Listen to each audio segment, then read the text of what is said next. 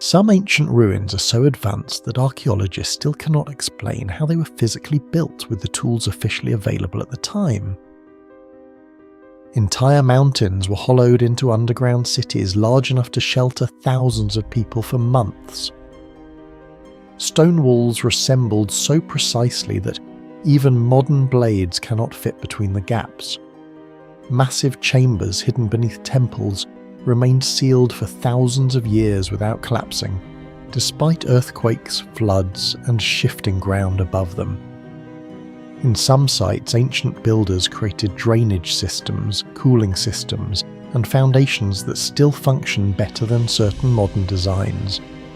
What makes this even more disturbing is that many of these places were discovered by accident, buried beneath farmland, hidden under forests, or lost beneath newer civilizations built directly on top of them. The deeper archaeologists excavate, the less the ancient world looks primitive. It begins to look like fragments of knowledge that survive from something humanity no longer fully understands. Skellig Michael rises out of the Atlantic Ocean like a place where humans were never supposed to survive. Towering cliffs stand hundreds of feet above freezing water. Violent storms strike the island for most of the year. There are no forests, almost no farmland, and barely enough flat ground to stand on. Yet more than 1,400 years ago, people somehow climbed to the top of this impossible rock and built a monastery that survived for centuries in complete isolation. Even today, archaeologists still struggle to understand how early medieval builders managed to create one of the most remote settlements on Earth, using nothing but stone, rope, and primitive tools. Located around 12 kilometres off the coast of Ireland, Skellig Michael remained almost untouched for centuries because reaching it was so dangerous. Ancient Christian records mentioned monks living on a distant rocky island in the Atlantic, but for a long time, nobody fully understood what actually existed there. Early explorers could barely land boats on the island because massive waves constantly slammed into the cliffs. Modern archaeological surveys eventually revealed something extraordinary hidden high above the ocean. Hundreds of stone steps had been carved directly into the mountain, leading toward a monastery built near the summit of the island itself. At the top, researchers discovered an entire stone complex containing prayer areas, terraces, burial spaces, and the island's most famous structures, ancient beehive-shaped huts built entirely without mortar. These huts became one of the greatest mysteries of Skellig Michael. The island faces some of the harshest weather conditions in Europe, yet many of the structures survived for more than 1,000 years despite being built only from carefully balanced stones. No cement was used, no metal supports existed. The walls were designed so precisely that rainwater naturally flowed away from the buildings, while the curved shape deflected powerful Atlantic winds. Modern engineers studying the site found that the stone construction distributed weight so effectively that many parts of the monastery remained stable long after far newer structures on the mainland collapsed. The location itself makes the mystery even stranger. Skellig Michael was never suitable for human life. Fresh water had to be collected from rainfall. Food was limited mostly to fish and seabirds. Every supply had to be carried up steep staircases carved into dangerous cliffs above the ocean. Archaeologists believe dozens of monks may have lived there at the same time, despite the island's extreme conditions. Every part of survival required constant labour. Even moving between different areas of the monastery meant climbing narrow stone paths where one mistake could lead directly to the sea below. The stair systems remain among the most astonishing features on the island. Hundreds of steps wind across nearly vertical cliffs, some sections so narrow that modern visitors are still forced to move carefully. Researchers continue debating how early medieval builders managed to carve and stabilize these routes using only primitive tools. Certain stairways follow natural cracks in the rock, while others appear to have been cut directly into the mountain itself with remarkable precision. Many of the original pathways still function today after centuries of storms and erosion. But the greatest mystery surrounding Skellig Michael is simple. Why would anyone choose to live there in the first place? Historians believe the monks who settled on the island were seeking extreme isolation as part of their religious devotion. In early Christianity, separating yourself from society was believed to bring you closer to God. But Skellig Michael pushed that idea to terrifying extremes. The island was so hostile that surviving there alone would have been difficult. Some researchers believe the monks intentionally chose a place that felt almost uninhabitable, turning daily existence into a permanent test of endurance and faith. Others think the island may also have served as a refuge during violent periods in Irish history. Yet neither explanation fully answers why they invested enormous effort constructing a permanent stone settlement in one of the least practical locations imaginable. The isolation of the island also failed to protect it from danger. Medieval records describe Viking attacks on Skellig Michael beginning in the 9th century. Raiders somehow crossed the Atlantic waters to reach the monastery, climbing the same deadly staircases to attack monks living near the summit. Several historical accounts mention killings and kidnappings carried out on the island. The fact that Vikings repeatedly targeted such a remote location suggests the monastery may have contained valuable religious objects or held greater importance than historians once believed. Excavations later revealed that the monks continuously modified the island over generations. Terraces were expanded, drainage systems were improved, stone channels were built to collect rainwater more efficiently. Every discovery showed that Skellig Michael was not a temporary refuge built in desperation. It was a carefully maintained settlement that survived for centuries through extraordinary human effort. Even today, reaching the island safely remains difficult. Weather conditions regularly prevent landings, and powerful waves still crash against the cliffs with enough force to destroy small boats instantly. Yet more than 1,000 years ago, medieval builders somehow transported stone, tools, food and supplies to the top of this isolated rock in the middle of the Atlantic Ocean. What makes Skellig Michael so haunting is not just the engineering, but the mindset behind it. Ancient monuments are usually connected to power, wealth, or empires. Skellig Michael represents something entirely different. It was built by people who willingly abandoned comfort, safety, and human connection to isolate themselves on a stone peak surrounded by one of the most violent oceans on Earth. More than 1,400 years later, the stone huts still stand above the Atlantic winds, the staircases still cling to the cliffs, and the mystery remains the same. Why would human beings choose to build a world so far removed from humanity itself? Porolissum is one of the strangest Roman cities ever discovered because it was never supposed to exist on the edge of the known world. Built deep inside the mountains of ancient Dacia, thousands of kilometers from Rome itself, Porolissum appeared almost overnight after Emperor Trajan's conquest of the region in 106 AD. What began as a remote military frontier soon transformed into a massive fortified city, filled with stone gates, temples, amphitheatres, military roads, underground structures, and thousands of soldiers gathered from every corner of the empire.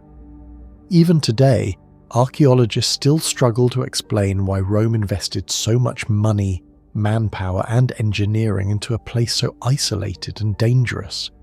Hidden in the hills of modern-day Romania near the Aonghasa mountains, Porolissum guarded one of the most vulnerable frontiers of the Roman Empire. The site was first identified in the 19th century, when scattered ruins, carved stones, coins and inscriptions began emerging from the ground around nearby villages. Large-scale excavations later revealed something far more disturbing than a simple military outpost. Beneath layers of earth was an enormous frontier complex covering hundreds of hectares, complete with defensive walls, towers, barracks, paved roads, bathhouses, shrines, and one of the best preserved Roman gates ever found in Eastern Europe. Archaeologists realised they were not looking at an isolated fort. They had uncovered an entire Roman border city buried for nearly 2,000 years. The greatest mystery surrounding Porolissum is not how it was destroyed, it is why it existed at all. Rome normally concentrated its greatest engineering achievements near wealthy population centres or critical trade hubs. Porolissum was neither. It stood at the extreme northern frontier of Roman Dacia, surrounded by forests, mountains, hostile tribes, brutal winters, and difficult terrain. Supplying such a city would have required enormous logistical operations, crossing hundreds of kilometres of dangerous territory. Yet Rome poured astonishing resources into the settlement. Massive stone gates were constructed with extraordinary precision. Sophisticated road systems connected the city through mountain passes. Defensive fortifications stretched across the landscape with carefully positioned watchtowers designed for rapid communication across the frontier. The entire region functioned like a giant military machine hidden in the wilderness. The main gate of Porolissum remains one of its most haunting features. Unlike many Roman frontier ruins that survive only as foundations, parts of this gate still rise dramatically above the landscape. The structure reveals an advanced understanding of military defense, visibility, movement control, and long-term durability. Even after centuries of earthquakes, invasions, erosion, and abandonment, sections of the gate remain remarkably intact. Archaeologists continue studying the stonework because the quality of construction seems disproportionate for a settlement located so far from Rome's political heart. Some historians believe Porolissum may have held a strategic importance still not fully understood. Another mystery involves the sheer diversity of people stationed there. Inscriptions found at the site reveal soldiers and officials arriving from Syria, Hispania, Gaul, North Africa, and other distant regions of the empire. Porolissum was not populated by local recruits alone. Rome deliberately gathered multicultural military units at this remote frontier, creating a strange international city surrounded by hostile territory. Archaeologists discovered evidence of imported goods, foreign religious practices, luxury items, and trade activity far beyond what would normally be expected at a border fort. Somehow, this isolated city evolved into a thriving economic and cultural centre, despite its extreme location. One of the most fascinating discoveries at Porolissum is the presence of mysterious Eastern cults, especially the cult of Mithras. Hidden shrines and religious artifacts linked to Mithraism were uncovered within the settlement, suggesting that secretive initiation rituals may have taken place there. Mithraic temples were often associated with Roman soldiers, underground ceremonies, and restricted religious practices hidden from the general population. The existence of these cult sites on the edge of the empire creates an unsettling image of isolated military communities practicing secret rituals beneath the mountains of Dacia, while guarding Rome's frontier against the unknown. The amphitheatre of Porolissum raises another major question. Amphitheatres were symbols of Roman urban identity and social prestige. Building one in such a remote frontier zone seems almost irrational, yet the structure existed, and evidence suggests it hosted military ceremonies, entertainment events, and possibly executions or ritual displays. Historians still debate why Rome attempted to reproduce the cultural image of a full Roman city in such an isolated and unstable environment. Some researchers believe Porolissum was intended not merely as a military outpost, but as a permanent symbol of Roman domination designed to psychologically transform the frontier itself. Beneath the visible ruins, the mystery deepens further. Large sections of Porolissum remain unexcavated, and geophysical surveys suggest the presence of buried structures still hidden underground. Archaeologists believe entire districts may still lie beneath the soil, including administrative buildings, storage facilities, underground chambers, and additional temples. Some areas are so vast that excavations could continue for decades without fully uncovering the city. Each new discovery adds more complexity rather than clarity. Instead of revealing a simple border fort, Porolissum increasingly resembles a forgotten imperial capital hidden in the mountains. The road systems surrounding the city are equally astonishing. Roman engineers carved military routes through difficult terrain with remarkable precision, allowing troops and supplies to move rapidly across the frontier. Many of these routes remained visible for centuries after the empire collapsed. Some sections influenced later medieval roads and even modern pathways. The scale of infrastructure surrounding Porolissum suggests Rome planned for permanent control of the region rather than temporary occupation. Yet that control vanished with shocking speed. During the 3rd century AD, the Roman Empire began facing growing crises across multiple frontiers. Pressure from invasions, political instability, economic collapse and internal conflict forced Rome to eventually abandon Dacia altogether. When the Romans withdrew, Porolissum was largely deserted and gradually disappeared from recorded history. Forests reclaimed the roads, buildings collapsed into the hillsides, stone structures vanished beneath layers of soil and vegetation. For centuries, the city survived only as scattered legends and unexplained ruins visible across the landscape.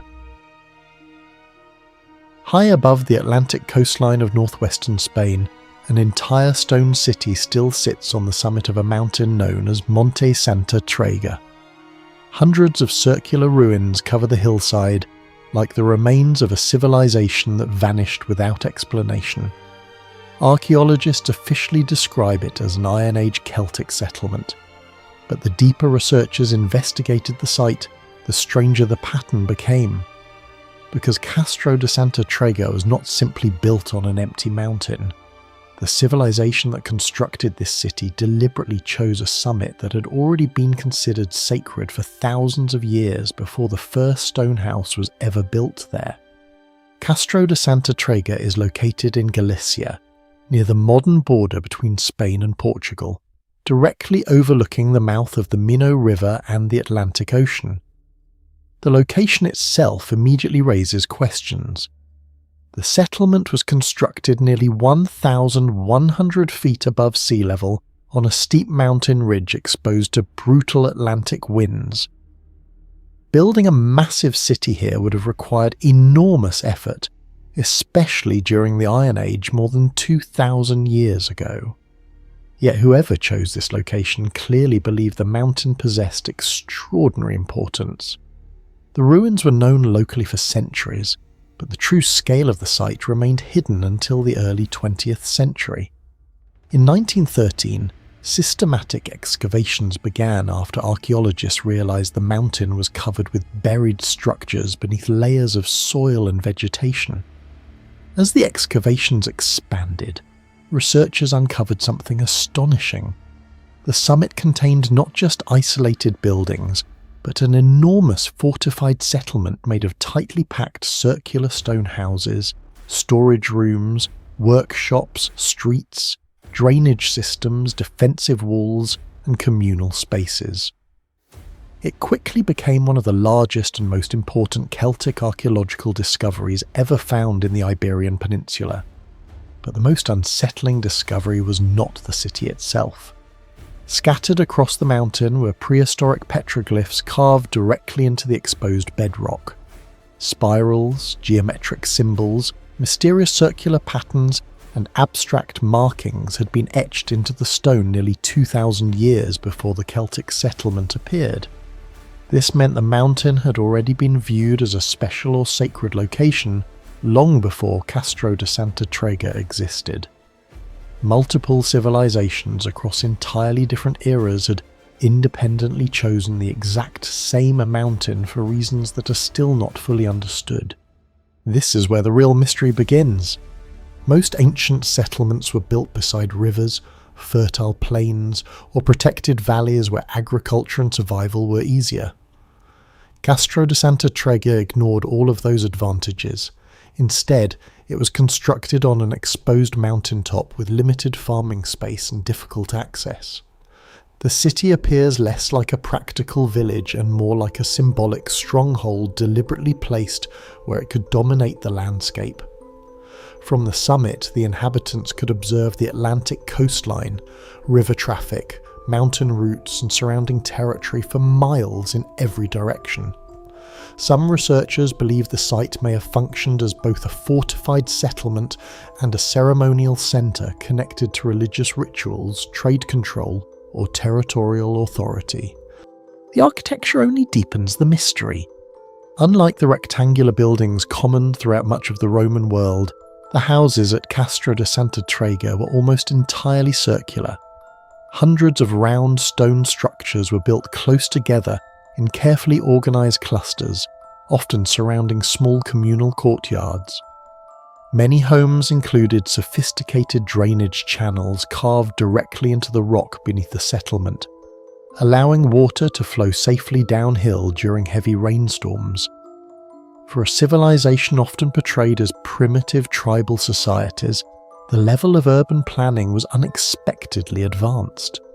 Even stranger, archaeologists discovered that many traditional assumptions about how the houses were constructed may have been completely wrong.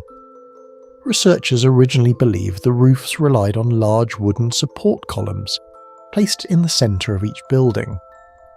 But excavations repeatedly revealed central hearths exactly where those columns should have stood. This created a major architectural problem. If the fire occupied the centre of the room, how were the roofs supported? Some archaeologists now suspect the builders used far more advanced roofing systems than previously believed, though the precise methods remain uncertain because the wooden upper structures vanished centuries ago. The settlement also reveals a strange cultural contradiction. Castro de Santa Trega flourished during the exact period when the Roman Empire was expanding across the Iberian Peninsula.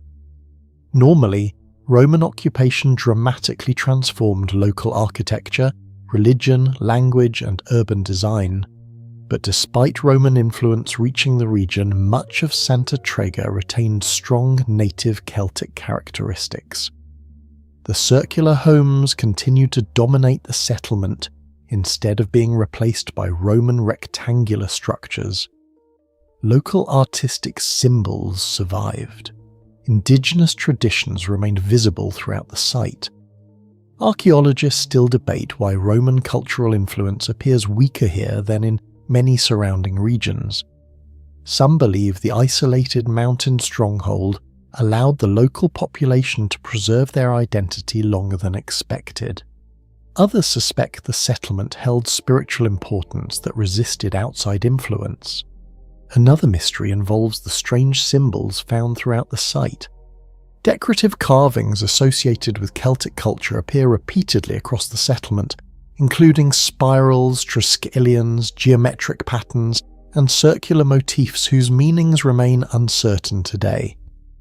Similar symbols appear throughout ancient Atlantic Europe, from Ireland to Brittany, suggesting that distant coastal civilizations may once have shared cultural or spiritual connections across the ocean routes of Western Europe. Some researchers believe the Atlantic coastline acted less like a barrier and more like a communication network linking scattered societies thousands of years ago. The mountain itself may also be connected to one of the most mysterious final battles in ancient Iberian history. Some historians have proposed that Monte Santa Trega could be linked to the legendary location known as Mount Medulio, where Celtic tribes supposedly made a final stand against Roman conquest. Ancient accounts describe desperate resistance fighters choosing death over surrender as Roman forces closed around them. The exact location of Mount Medulio has never been confirmed, and many scholars disagree with the theory. But the possibility that Castro de Santa Trega witnessed one of the last acts of resistance against the Roman Empire only adds to the atmosphere surrounding the ruins. Excavations at the site have also uncovered imported goods from distant regions, including Mediterranean ceramics, glass fragments, and luxury objects that should not have appeared in such an isolated Atlantic settlement. These discoveries suggest Castro de Santa Trega may have been connected to long-distance trade networks stretching far beyond what historians once imagined for Celtic societies in northwestern Spain. Instead of being isolated tribes at the edge of Europe, the inhabitants may have participated in surprisingly complex economic systems linking multiple ancient cultures. Tiermes was never supposed to exist in the middle of one of the harshest and driest regions of ancient Spain. Yet carved directly into a massive plateau of red sandstone, this forgotten city somehow sustained thousands of people with hidden water systems, underground chambers, and streets cut so deeply into solid rock that even modern archaeologists still struggle to understand how much of it was actually built by human hands over 2,000 years ago. Far from the famous ruins of Rome or Greece, Tiermes lies in the remote highlands of Soria province in central Spain. The site was originally occupied by the Celtiberians, before being absorbed by the expanding Roman Empire during the brutal Celtiberian Wars of the 2nd century BC. Ancient writers briefly mention the settlement, but for centuries the city itself faded almost completely from memory. By the medieval era, much of Tiermes had already been abandoned and buried beneath soil, collapsed stone, and vegetation. Local legends spoke of strange ruins hidden in the hills, but few understood the scale of what remained beneath the surface. Systematic excavations began in the late 19th and early 20th centuries when archaeologists started uncovering staircases, chambers, and roads carved directly into the mountain itself. What shocked researchers was not simply the age of the city, but the way it had been constructed. Unlike most Roman settlements built from stacked blocks, enormous sections of Tiermes were hollowed directly from the sandstone plateau. Entire houses were sculpted into the rock. Storage rooms, cisterns, passageways, defensive walls, and even public spaces appeared fused with the mountain as if the city had been absorbed into the landscape rather than built upon it. The most mysterious feature of Tiermes is its massive hydraulic system.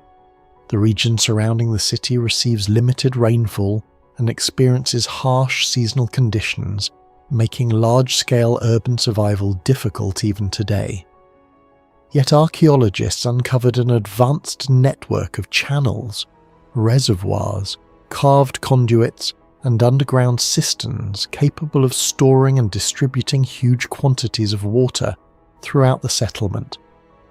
Some of these channels run deep through solid rock for remarkable distances. Others disappear into collapsed sections that remain inaccessible. Researchers still debate how such an extensive system was engineered in a remote mountain settlement long before modern excavation tools existed. The precision of many cuts inside Tiermes has only deepened the mystery. Certain walls and surfaces appear unnaturally smooth despite centuries of erosion. Staircases descend through the plateau at sharp angles with near geometric consistency. In some sections, parallel grooves cut into the stone resemble quarry marks, but their scale and organisation suggest something far more sophisticated than ordinary extraction work. Even today, walking through Tiermes feels less like exploring ruins and more like entering the skeletal remains of a giant machine carved into the earth itself. One of the most striking areas is the elevated Acropolis overlooking the surrounding valley. This upper platform functioned as both a ceremonial and defensive centre. Massive rock-cut foundations and strategic sightlines allowed inhabitants to monitor huge portions of the landscape from above. Archaeologists believe the position made Tiermes extremely difficult to attack. Some historians argue the city's design intentionally merged architecture with natural geology to create a nearly indestructible fortress. Unlike ordinary stone walls that could collapse under siege, much of Tiermes was literally part of the mountain itself. Beneath the visible ruins lies another layer of uncertainty. Numerous tunnels and underground spaces remain only partially explored due to collapses and instability. Some chambers appear connected to storage systems, while others seem isolated for unknown purposes. Several narrow passages suddenly terminate in sealed walls or blocked shafts, leading to speculation that large portions of the underground city remain buried. In certain areas, archaeologists discovered evidence of ventilation systems and carved airflow channels that may have regulated temperature or preserved food supplies underground. The deeper excavations progressed, the more complex the site became. Tiermes also preserves traces of multiple civilizations layered over one another. Beneath Roman structures are older Celtiberian foundations, carved according to entirely different architectural patterns. Later, Visigothic and medieval inhabitants reused portions of the abandoned city, modifying chambers and constructing small religious buildings among the ruins. The result is a settlement where centuries of human occupation overlap in confusing and often contradictory ways. Some structures cannot be easily dated because later cultures altered or built directly on top of earlier spaces. In several sections, archaeologists found evidence that entire rooms had been intentionally sealed long before the city was abandoned. Perhaps the strangest aspect of Tiermes is how isolated and forgotten it became despite its apparent importance. Roman cities were normally connected through trade routes, military infrastructure and written records. Yet Tiermes gradually vanished from major historical narratives. By the time modern excavations began, large parts of the site had already collapsed back into the mountain. Wind and erosion concealed roads. Entire buildings disappeared beneath layers of sediment. From a distance, the plateau looked almost natural, hiding the remains of an advanced ancient settlement within the rock itself. The city's disappearance has fueled theories far beyond mainstream archaeology. Some speculate Tiermes may have functioned as a hidden refuge during periods of warfare because of its defensive terrain and concealed architecture. Others believe the enormous subterranean system suggests long-term preparation for siege conditions or environmental disasters. While there is no evidence of lost advanced civilizations, the engineering achievements of Tiermes remain genuinely difficult to explain within the context of such an isolated location. Moving through the ruins today, visitors encounter corridors disappearing into darkness, unfinished chambers buried beneath debris, and staircases descending towards sealed underground spaces no one fully understands. Archaeologists continue uncovering new details about the city, but many mysteries remain unresolved. Large sections of the plateau have never been fully excavated.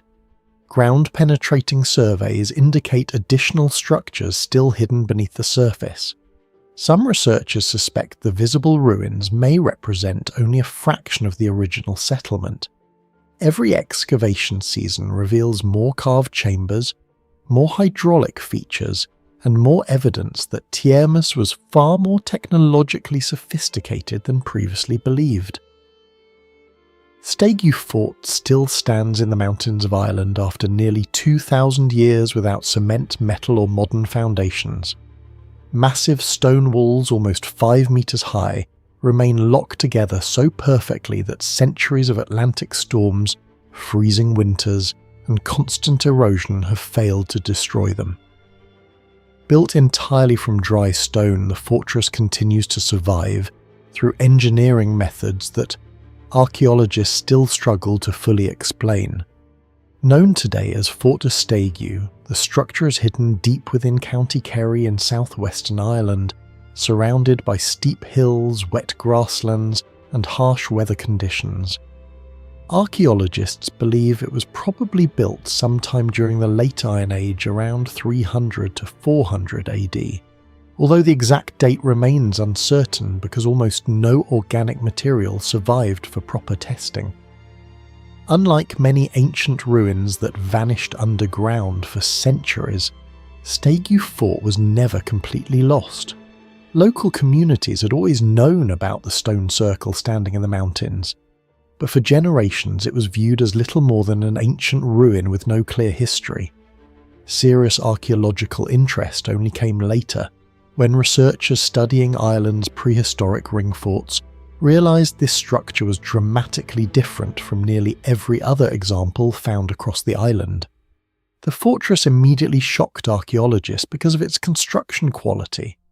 The circular walls reached nearly 5 metres high and almost 4 metres thick in some sections, built entirely without mortar.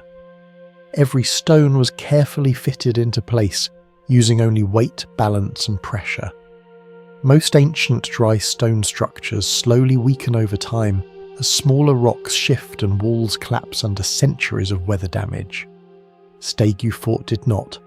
The walls remain astonishingly stable even after standing exposed for nearly 2,000 years in one of the wettest climates in Europe. The engineering itself is what makes the site truly mysterious. Circular structures are extremely difficult to build because even small alignment mistakes become larger as the curve continues.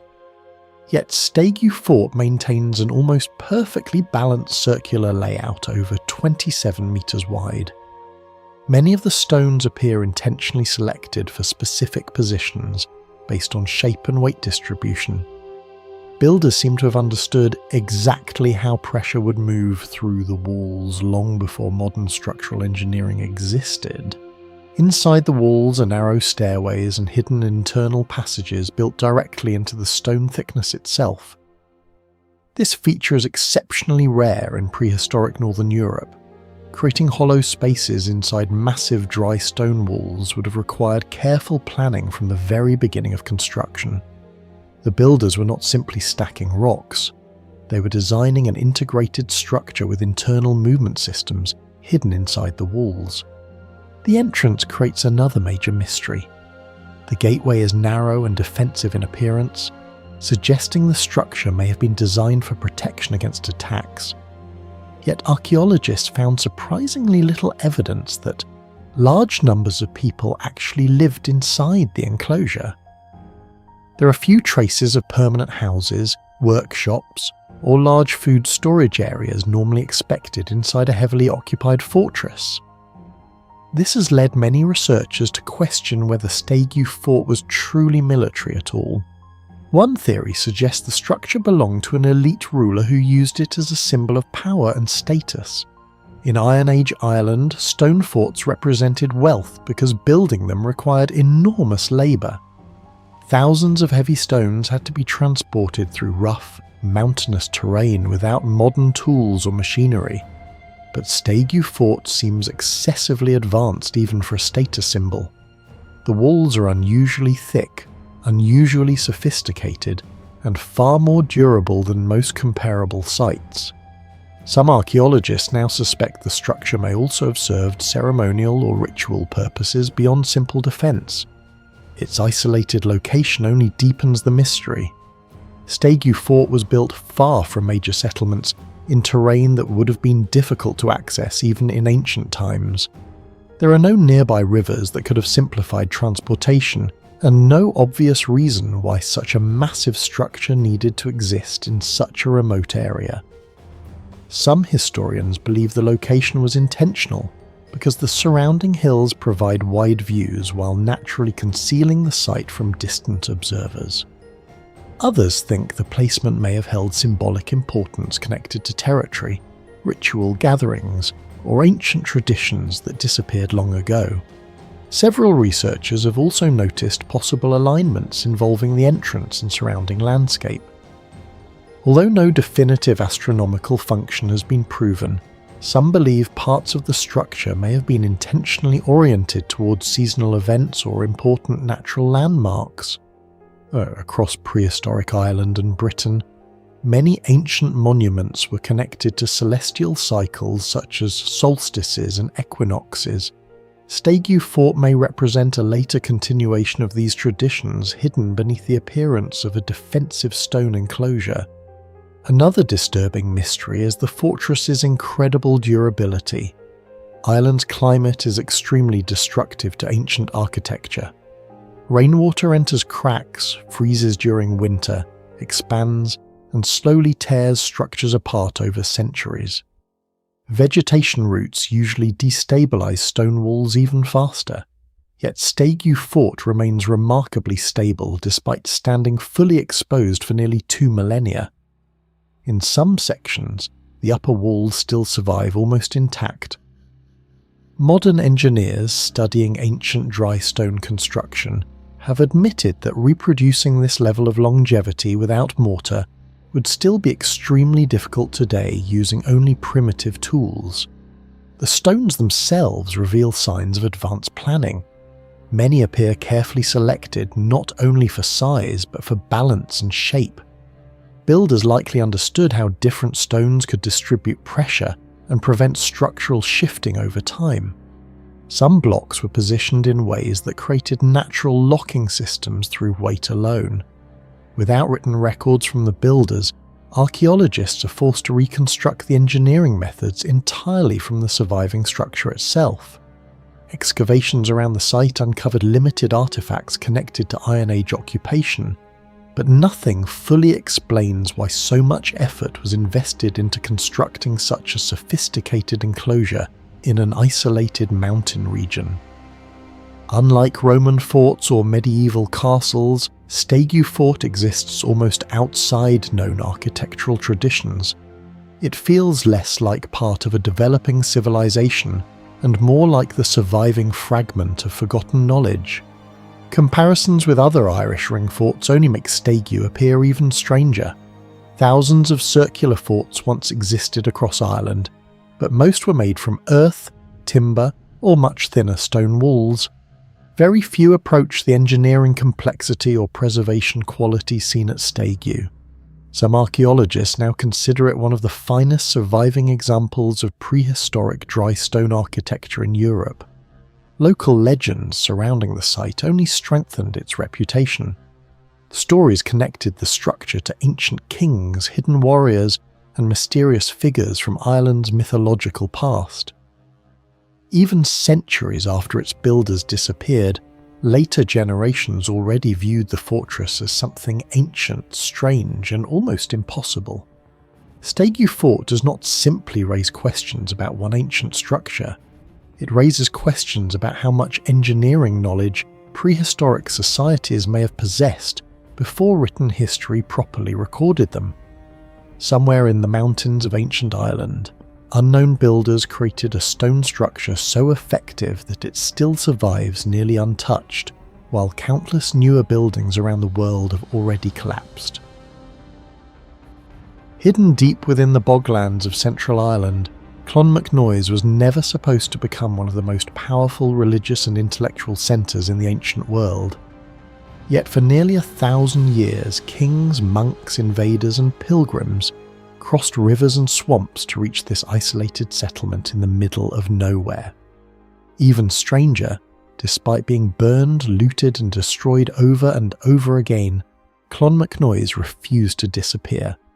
Archaeologists still do not fully understand why this remote monastery became the spiritual heart of Ireland, why its rulers and scholars held such enormous influence, or why some of the island's most mysterious medieval structures were built here instead of in a major city. The deeper researchers investigate the ruins, the more Clonmacnoise begins to feel less like a monastery and more like a lost sacred capital hidden inside the Irish wilderness. Clonmacnoise was founded around 544 AD by St Ciaran beside the River Shannon, the longest river in Ireland. At first glance, the location makes little sense. The surrounding landscape is dominated by wet boglands, thick fog, unstable ground, and vast stretches of isolation. There were no major stone quarries nearby, no massive urban populations, and no obvious strategic advantages that should have allowed a settlement here to dominate medieval Ireland. Yet, within only a few generations, Clonmacnoise transformed into one of the richest and most influential monastic cities in Europe. Ancient Irish chronicles describe kings travelling enormous distances to be buried here, scholars copying manuscripts here, and craftsmen producing some of the finest stone carvings ever seen in early medieval Europe. Archaeologists now believe the monastery became a crossroads, connecting northern and southern Ireland through the Shannon River system. But that explanation still does not fully account for its unbelievable rise in power. The true scale of Clonmacnoise remained hidden for centuries because much of the site was buried beneath layers of clapped stone, flooded soil and later medieval debris. Excavations throughout the 20th century revealed that the ruins visible today were only a fraction of the original settlement. Beneath the grass and boggy ground, archaeologists uncovered evidence of workshops, burial zones, churches, roads, defensive walls, manuscript production areas, and large communal structures spread across a much wider landscape than previously imagined. The discoveries changed the way historians viewed early Ireland. Instead of isolated tribes scattered across the countryside, Clonmacnoise suggested the existence of a highly connected intellectual and religious network operating centuries before Ireland developed major urban centres. The most mysterious feature of Clonmacnoise is not one building but an entire atmosphere surrounding the site. The monastery sits inside an environment that almost feels designed to preserve memory. Thick fog regularly covers the ruins, the boglands absorb sound, and the River Shannon cuts silently through the landscape beside ancient graveyards filled with thousands of burials. Archaeologists discovered that generations of people continued returning to this site for over 1,000 years even after repeated destruction. Viking raiders attacked Clonmacnoise multiple times, beginning in the 8th century. Historical records describe churches being burned, treasures stolen, monks killed, and towers damaged. In many ancient settlements, repeated raids eventually caused abandonment. But Clonmacnoise kept rebuilding itself again and again. This pattern became one of the site's greatest mysteries. Why would people continue risking their lives to preserve a monastery in such an isolated and vulnerable location? Part of the answer may lie beneath the cemetery itself. Clonmacnoise became the burial place of some of the most powerful rulers in Irish history, including several High Kings of Ireland. Over centuries, graves were layered on top of older graves until the entire area became a dense landscape of human remains and stone markers. Excavations revealed evidence of continuous pilgrimage activity long after political power shifted elsewhere. Some historians believe burial at Clonmacnoise was viewed almost as a gateway to spiritual prestige, transforming the monastery into a sacred centre that transcended ordinary politics. Yet many royal burials remain lost. The exact locations of several important kings are still unknown, meaning some of Ireland's most powerful rulers may still lie hidden beneath unexcavated sections of the site. Another major mystery surrounds the famous round tower of Clonmacnoise. Ireland's medieval round towers remain one of the strangest architectural traditions in Europe. Built as tall, circular stone structures with elevated entrances high above the ground, they appear throughout Ireland but nowhere else on such a scale. No one completely agrees on their true purpose. Some researchers argue they were defensive towers used during Viking raids, allowing monks to hide valuables and climb inside using ladders. Others believe they functioned primarily as bell towers, symbols of religious prestige, or even spiritual monuments designed to connect heaven and earth. The Clonmacnoise Tower suffered severe damage after a lightning strike in the 12th century, yet its remains still dominate the skyline today. Standing beside the ruins, the structure feels strangely out of place, almost too advanced and too symbolic for the chaotic medieval world surrounding it. The stone crosses of Clonmacnoise may be even more impressive. The most famous, known as the Cross of the Scriptures, contains intricate carvings depicting biblical scenes, geometric patterns, and human figures carved directly into sandstone more than 1,000 years ago. The level of precision continues to shock historians, because Ireland during this period lacked the enormous imperial infrastructure normally associated with monumental art. Yet the sculptors of Clonmacnoise achieved artistic detail rivaling some of the greatest workshops in Europe. Researchers studying the crosses found evidence that the site operated as a major artistic centre, where highly trained craftsmen developed unique carving traditions unlike anything else in medieval Ireland.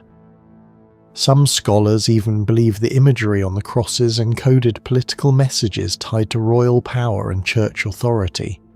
Excavations also revealed evidence of surprisingly advanced industrial activity. Archaeologists uncovered traces of metalworking, manuscript production, glass crafting, and large-scale woodworking. The monastery was not simply a religious retreat, but a functioning economic and intellectual complex. Imported objects discovered at the site proved Clonmacnoise maintained connections with distant regions across Europe. This transformed the image of early medieval Ireland from a remote, isolated society into part of a much larger international world. Yet, this discovery also deepened the mystery. How did such a sophisticated centre emerge in a landscape dominated by bogs and wilderness long before major cities developed nearby? The surrounding boglands contribute another disturbing layer to the mystery.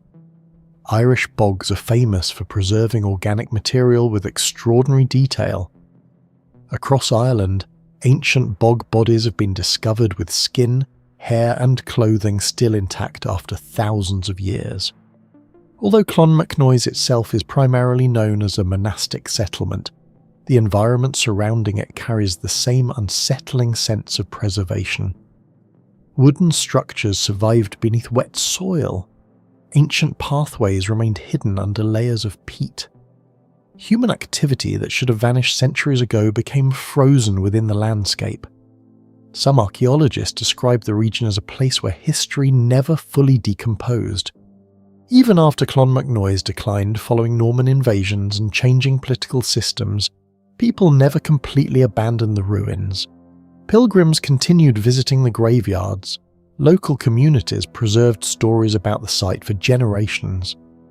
During later excavations, archaeologists repeatedly found evidence that portions of the monastery remained active far longer than historians originally believed. Instead of disappearing suddenly, Clonmacnoise slowly faded while still maintaining its spiritual importance.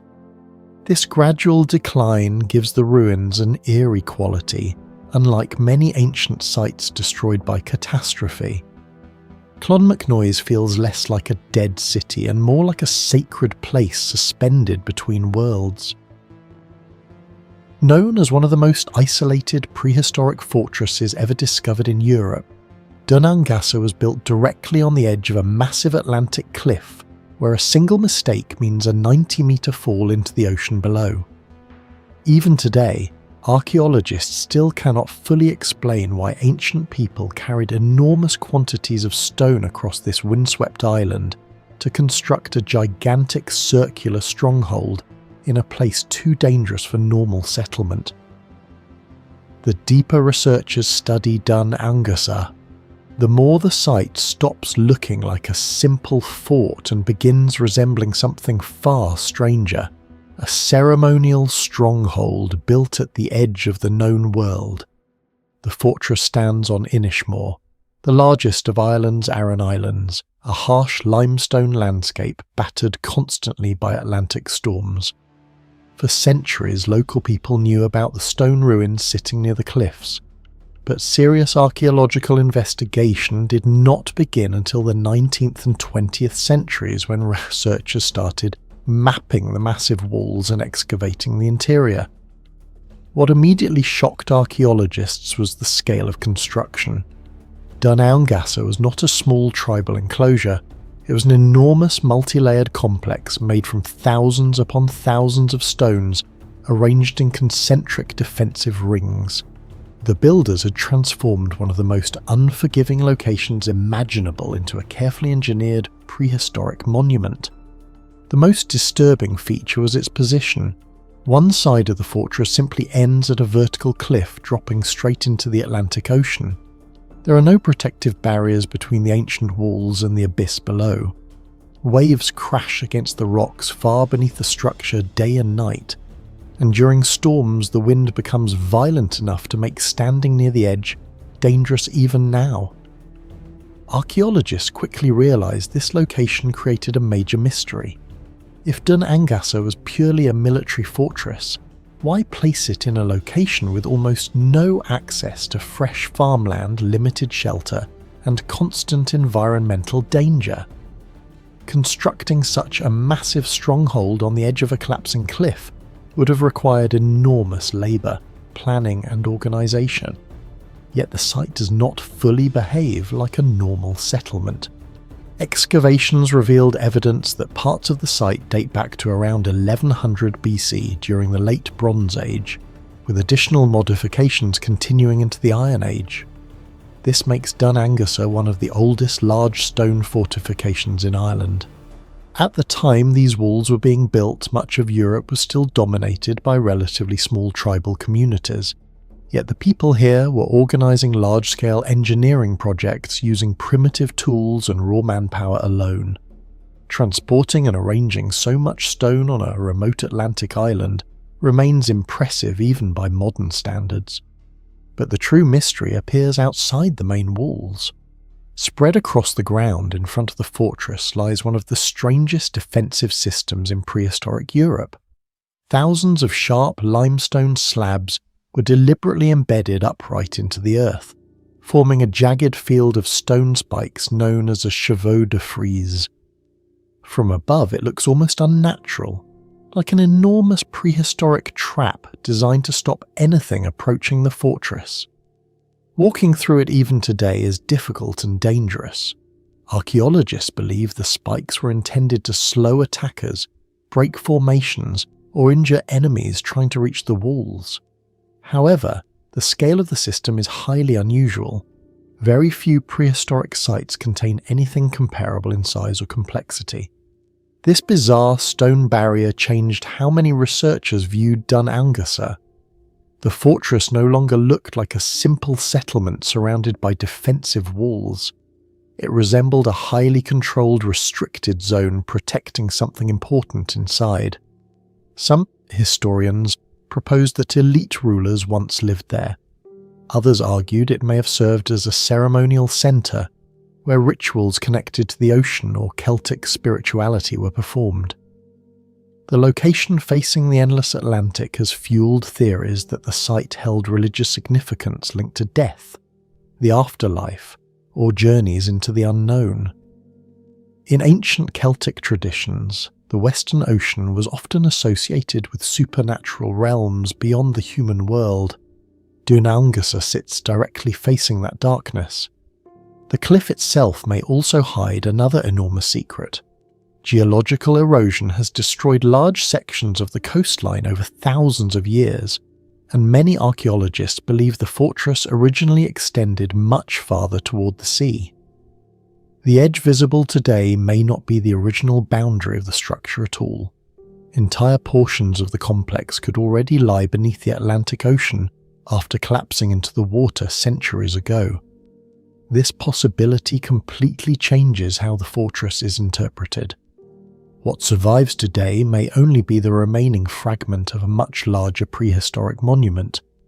The idea becomes even more unsettling when observing the layout of the surviving walls.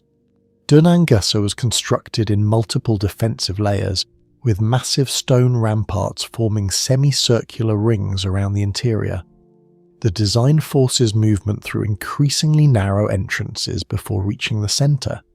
Some researchers compare the psychological effect to later medieval fortifications, despite Aonghasa being built long before castles existed. The builders clearly understood how to control access and intimidate anyone approaching the structure. Even now the site feels isolated and hostile, especially during heavy fog when the Atlantic winds erase nearly all surrounding sound except crashing waves. Another unresolved question involves daily life inside the fortress.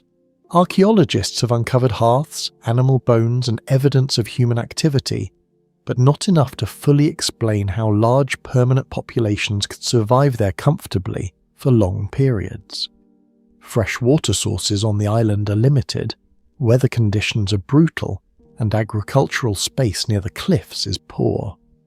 This has led some researchers to believe the site may not have been continuously inhabited. Instead, Aonghasa could have functioned as a temporary gathering location, used only during specific seasons, ceremonies, or moments of conflict. The isolation of the Aran Islands may have also contributed to the fortress's mystery. Located far from the centres of major ancient civilizations, the islands were once viewed as remote edges of the world. Yet despite this isolation, the builders created one of the most visually intimidating prehistoric structures in Europe.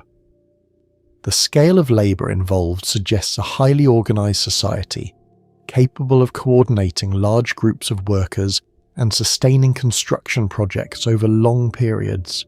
That level of social complexity in such a remote Atlantic environment continues to surprise archaeologists today.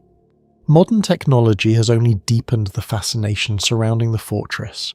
Aerial photography and drone surveys reveal how dramatically the structure dominates the cliff edge, while geological studies continue documenting the steady erosion threatening the site. Every year the Atlantic Ocean removes more of the coastline, slowly consuming the very ground beneath the ancient walls. Researchers fear that parts of the fortress still waiting to be studied may eventually disappear forever into the sea. What makes Aonghasa especially powerful as an archaeological mystery is that it resists simple explanations. It was too heavily defended to ignore military importance, yet too impractical to function as a normal fortress alone. It stood at the edge of the ocean like a warning, a ritual centre, or a symbol of power aimed toward the Atlantic horizon itself. The giant walls, the deadly stone spikes, the collapsing cliffs, and the possibility that entire sections already vanished beneath the waves all combine to create a site that feels less like a ruin and more like the surviving edge of a forgotten prehistoric world. Thousands of years after its construction, Aonghasa still stands against the Atlantic storms, balanced beside a cliff that continues slowly breaking apart beneath it. Archaeologists may understand how the fortress was built, but the deeper question remains unanswered. Why would an ancient civilization place one of its greatest stone strongholds at the very edge of the world?